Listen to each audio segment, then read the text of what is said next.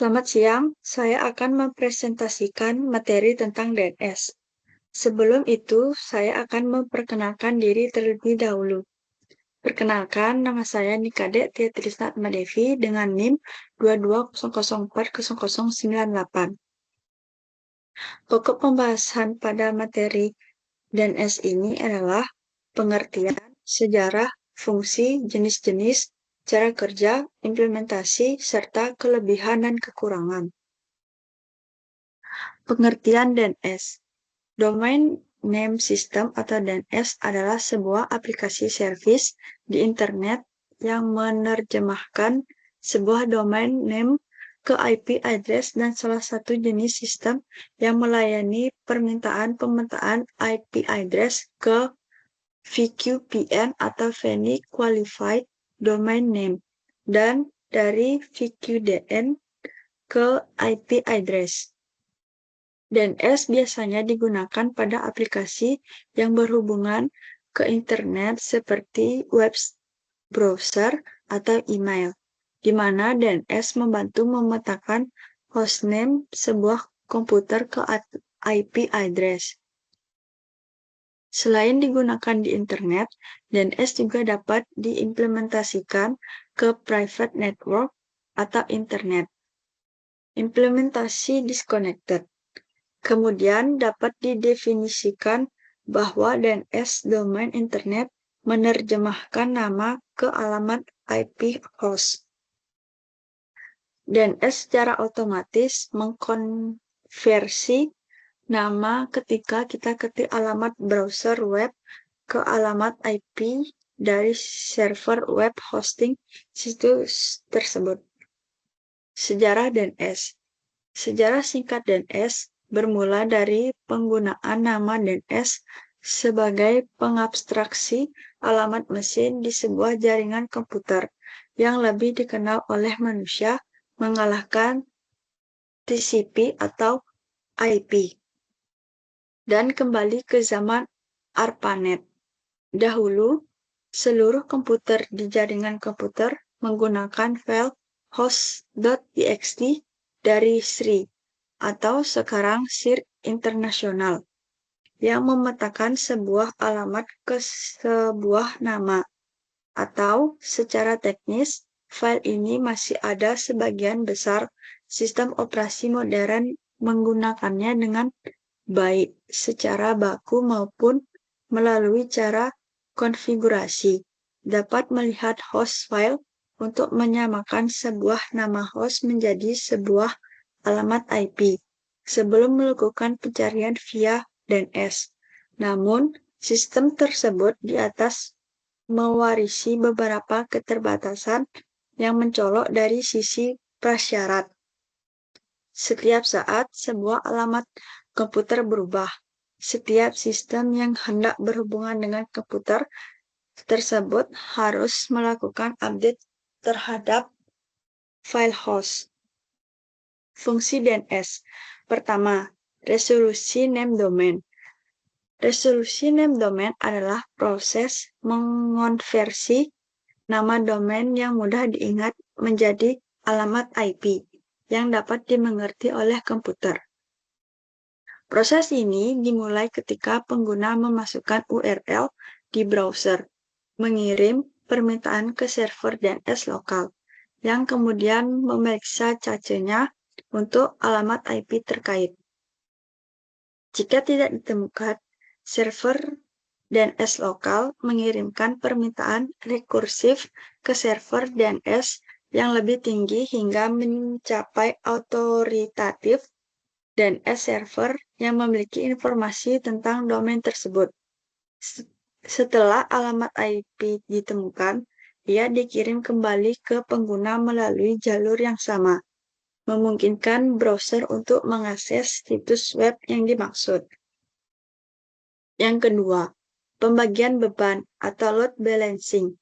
DNS dapat digunakan untuk mendistribusikan beban lalu lintas ke beberapa server, membantu mengelola dan mengoptimalkan kinerja server. Ini dilakukan melalui teknik seperti round robin DNS, yang mengembalikan beberapa alamat IP secara bergantian dalam respons DNS atau GeoDNS yang mengembalikan alamat IP terdekat secara geografis dengan pengguna. Selain itu, Weighted DNS menetapkan bobot pada alamat IP tertentu untuk mengontrol frekuensi pemilihan dalam respon DNS, memungkinkan pembagian beban berdasarkan kapasitas server dan meningkatkan efisiensi serta kecepatan akses. Yang ketiga, penyediaan nama aliases atau syname records. DNS memungkinkan pengguna alias atau nama lain untuk server yang sama melalui catatan CNAME, canonical name, yang menyederhanakan manajemen dan pengelolaan nama domain. Sebagai contoh, www.example.com bisa diarahkan ke example.com, memungkinkan pengguna beberapa nama domain untuk satu layanan yang sama. Hal ini memudahkan pemeliharaan karena jika alamat IP server berubah, hanya catatan A asli yang perlu diperbarui, sementara CNAME tetap berlaku, membuat manajemen DNS lebih efisien dan fleksibel. Jenis-jenis DNS. Pertama, DNS Recursor atau DNS Recursive Resolver. DNS Recursor adalah server yang didesain khusus untuk menerima permintaan atau query DNS dari klien, seperti browser web atau aplikasi lain. Tugas utama dari DNS Recursor adalah melakukan pencarian DNS secara menyeluruh untuk menemukan informasi yang diminta. 2. Root Name Server. Root Name Server adalah tahap pertama dalam proses pencarian DNS yang melibatkan server yang bertugas menerjemahkan hostname yang user-friendly, misalnya www.example.com, menjadi alamat IP yang dimengerti oleh komputer. Yang ketiga, Top Level Domain atau TLD Name Servers. TLD Name Server adalah server yang bertanggung jawab untuk menangani domain pada tingkat tertinggi dalam hierarki DNS, seperti .com, .org, .net, dan sebagainya. Authoritative Name Server. Authoritative Name Server adalah tahap terakhir dalam proses pencarian DNS dan merupakan server yang menyimpan dan memberikan jawaban definitif untuk domain tertentu. Cara kerja DNS. Pertama, permintaan dari klien atau resolver. Ketika seorang pengguna memasukkan URL ke dalam browser, misalnya http://www.example.com, sebuah program aplikasi di komputer klien seperti HTTP akan meminta pemetaan nama domain tersebut menjadi alamat IP. Program aplikasi ini disebut sebagai resolver, yang merupakan komponen pada host yang mengakses data untuk menerjemahkan nama domain menjadi alamat IP. Resolver mengirimkan query ke DNS server yang disebut name server. 2. Name server mengcek lokal database.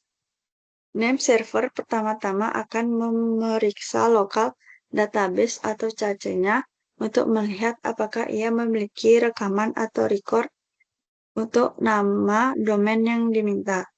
Jika rekaman tersebut ditemukan dalam cache, name server akan segera mengembalikan alamat IP yang sesuai ke resolver di klien. Jika rekaman tidak ditemukan, name server akan meneruskan query tersebut ke server yang lebih tinggi dalam hierarki DNS dimulai dari root server. 3. Meneruskan query ke root server. Jika name server lokal tidak memiliki rekaman yang dibutuhkan, query diteruskan ke salah satu root server. Root server tidak mengetahui alamat IP yang tepat, tetapi mereka tahu di mana menemukan server yang bertanggung jawab untuk top level domain atau TLD, seperti .com, .org, dan lain-lain. Root server akan mengarahkan query ke TLD server yang sesuai, misalnya TLD server untuk .com. 4. TLD server menunjukkan otoritatif DNS server. TLD server menerima query dari root server dan mengarahkannya ke otoritatif DNS server yang bertanggung jawab untuk second level domain atau SLD, misalnya example.com. TLD server mengetahui lokal otoritatif DNS server untuk domain spesifik tersebut dan memberikan informasi ini kembali ke name server. Kelebihan DNS: memudahkan akses ke web server. DNS atau domain name system memungkinkan komputer mengakses web server dengan menggunakan name domain yang mudah diingat, seperti www.google.com, daripada harus mengingat alamat IP yang panjang dan rumit seperti 172.217.0.46. Nama domain ini jauh lebih mudah diingat dan diucapkan oleh pengguna, sehingga meningkatkan kenyamanan dan efisiensi saat berselancar di internet. 2. Mengurangi beban server. DNS berfungsi sebagai perantara antara pengguna dan alamat IP server. Dengan adanya DNS, server tidak perlu menangani setiap permintaan untuk mengubah nama domain menjadi alamat IP. DNS server melakukan tugas ini, sehingga mengurangi beban kerja pada server asli yang menjalankan website. Hal ini memungkinkan server untuk beroperasi lebih efisien dan fokus pada penyediaan konten kepada pengguna. 3. Mempercepat akses ke website. DNS dapat mempercepat akses ke website melalui mekanisme sashing. Ketika pengguna mengakses sebuah website, alamat IP dari website tersebut disimpan dalam cache DNS. Pada kunjungan berikutnya, komputer dapat mengambil alamat IP dari cache lokal tanpa harus mengirim permintaan ke DNS server lagi. Ini mengurangi waktu yang dibutuhkan untuk membuat halaman web, sehingga meningkatkan kecepatan akses dan pengalaman pengguna. Kekurangan DNS. 1. Tergantung pada jaringan internet.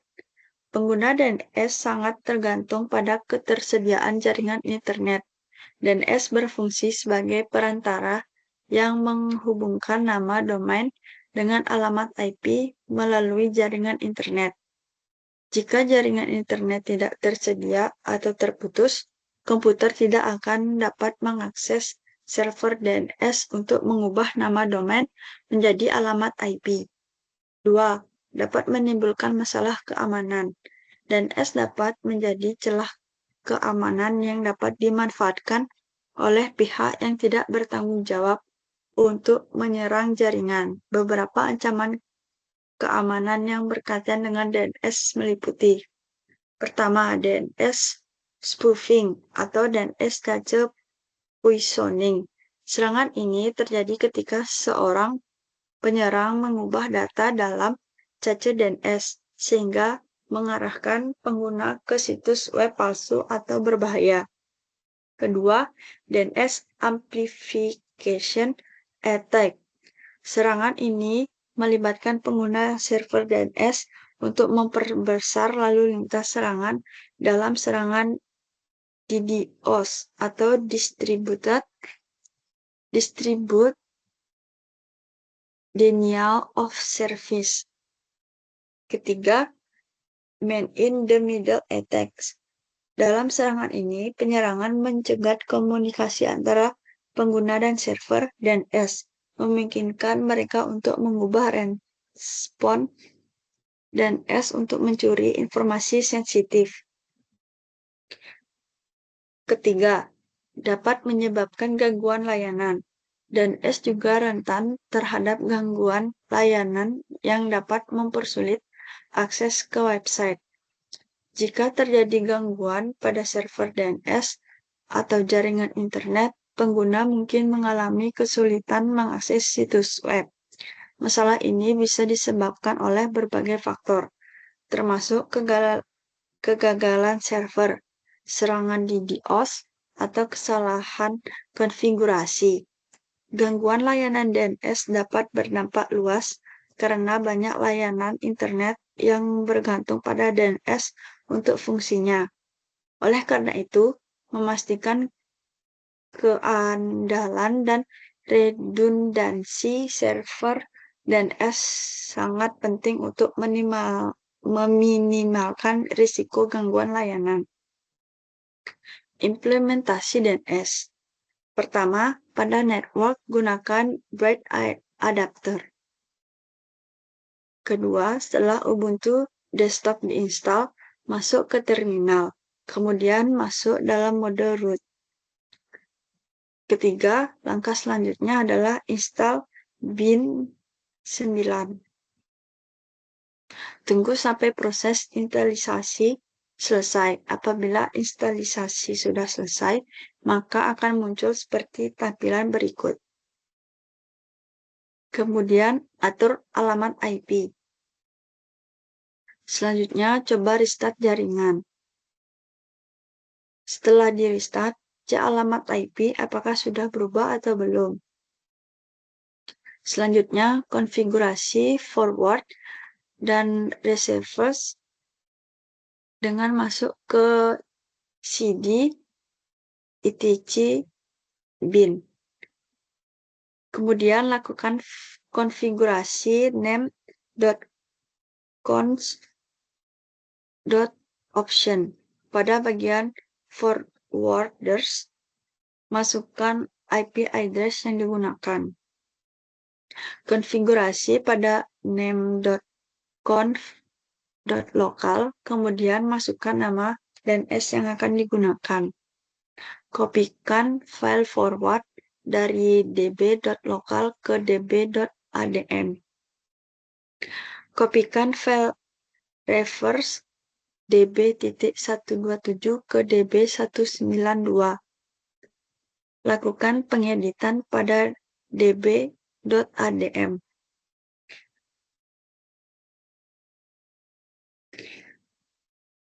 Edit file reverse pada db1192. Lakukan pemeriksaan pengetikan pada script dengan name checkconf. Menggantikan name server dengan nano etc resolve.conf. Selanjutnya reset terlebih dahulu bin 9, kemudian DIC atau IP yang digunakan. Pada Windows yang sebagai virtual server, masukkan IP address dan IP DNS server yang telah dibuat.